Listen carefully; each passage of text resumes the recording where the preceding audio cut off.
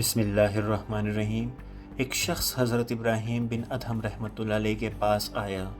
نوجوان تھا، کہنے لگا، حضرت، گناہ کا مرتکب ہوتا ہوں، چھوڑا بھی نہیں جا سکتا، ڈر بھی لگتا ہے کہ عذاب ہوگا، تو کوئی طریقہ بتا دیں کہ میں عذاب سے بچ جاؤں اور گناہ بھی کرتا رہوں۔ اللہ والے بڑے دانا بینا ہوتے ہیں، دھکے نہیں دیتے، وہ محبت و پیار سے بات سمجھاتے ہیں، دل میں اتارتے ہیں۔ حضرت نے فرمایا، ہاں میں تجھے طریقہ بتاتا ہوں۔ وہ بڑا خوش ہو گیا، بات سننے کے موڈ میں آ گیا، کہنے لگا کہ حضرت، وہ کون سا طریقہ ہے کہ میں گناہ بھی کرتا رہوں اور عذاب سزا سے بھی بچ جاؤں؟ آپ نے فرمایا کہ بھائی، پہلی تجویز تو یہ ہے کہ اگر گناہ کرنا ہی ہے تو اللہ رب العزت کی نگاہ سے اوجھل ہو کر لیا کرو۔ اب وہ سوچتا رہ گیا، کہنے لگا، حضرت یہ کیسے ممکن ہے کہ میں اللہ رب العزت کی نگاہوں سے اوجھل ہو کر گناہ کروں؟ یہ تو ممکن ہی نہیں۔ دوسری تجویز، حضرت نے فرمایا، پھر دوسری تجویز یہ ہے کہ تم رزق کھانا چھوڑ دو، اللہ سے یہ کہہ دینا کہ نہ تمہارا کھانا کھاتا تھا اور نہ تمہاری بات مانتا تھا۔ اس نے کہا، حضرت یہ کیسے ممکن ہے کہ میں کھانا چھوڑ دوں؟ میں پھر زندہ کیسے رہوں گا؟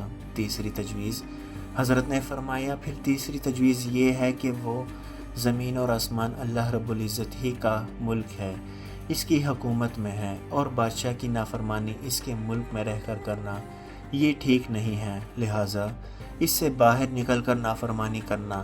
اللہ پاک بھی قرآن میں عجیب انداز سے فرماتے ہیں، اگر تمہارے اندر استطاعت ہے کہ زمین و آسمان کے گروں سے باہر نکل سکتے ہو تو نکل کر دکھاؤ، نکلو گے کس دلیل سے نکلو گے؟ سورۃ الرحمن 33۔ جیسے گھڑے کی مچھلی کدھر جائے گی؟ کہا کہ حضرت یہ بھی نہیں ہو سکتا۔ چوتھی تجویز یہ تھی کہ ایک طریقہ اور بتاتا ہوں، وہ یہ ہے کہ جب ملک الموت آئیں روح قبض کرنے کے لیے تو انہیں کہہ دینا کہ تھوڑا انتظار کر لو تاکہ میں توبہ کر لوں۔ اس نے کہا، حضرت وہاں تو انتظار کرنے کا تصور ہی نہیں، جب موت آتی ہے تو نہ ایک لمحہ آگے ہوتی ہے اور نہ پیچھے۔ پانچویں تجویز یہ بتائی کہ ایک طریقہ یہ ہے کہ جب قبر میں تم کو دفن کر دیا جائے اور اس وقت منکر نکیر آئیں تم سے سوال پوچھنے کے لیے تو تم کہہ دینا کہ بغیر اجازت کیوں آئے ہو؟ اس نے کہا، حضرت میں کیسے منع کر سکتا ہوں؟ ایک اور تجویز یہ تھی کہ جب قیامت کے دن تمہارے بڑے عملوں کو کھولا جائے گا اور پروردگار عالم فرشتوں کو حکم دیں گے کہ اس کو گھسیٹ کر تم جہنم میں ڈال دو، تو اس وقت تم ضد کر کے کھڑے ہو جانا کہ میں نے تو نہیں جانا۔ اس نے کہا، حضرت میری کیا حیثیت کہ فرشتوں کے سامنے ضد کر کے کھڑا ہو جاؤں؟ میری تو کوئی حیثیت نہیں۔ اب لوہا گرم تھا اور چوٹ لگانے کا وقت تھا۔ حضرت نے فرمایا کہ اے بھائی، جب تیری حیثیت ہی کوئی نہیں تو اتنے بڑے پروردگار کی نافرمانی کیوں کرتا ہے؟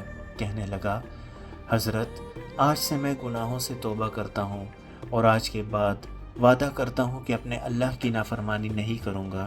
اللہ تعالیٰ مجھے گناہ گار سمیت سب مسلمان عالم کو حیا اور پاک دامنی کا خیال رکھنے اور بے پردگی سے بچنے کی سعادت نصیب فرماتے ہوئے عین صراط مستقیم پر چلنے کی توفیق عطا فرمائے، آمین یا رب العالمین۔ اللہم صلی علی سیدنا محمد وعلی آل سیدنا محمد وبارک وسلم۔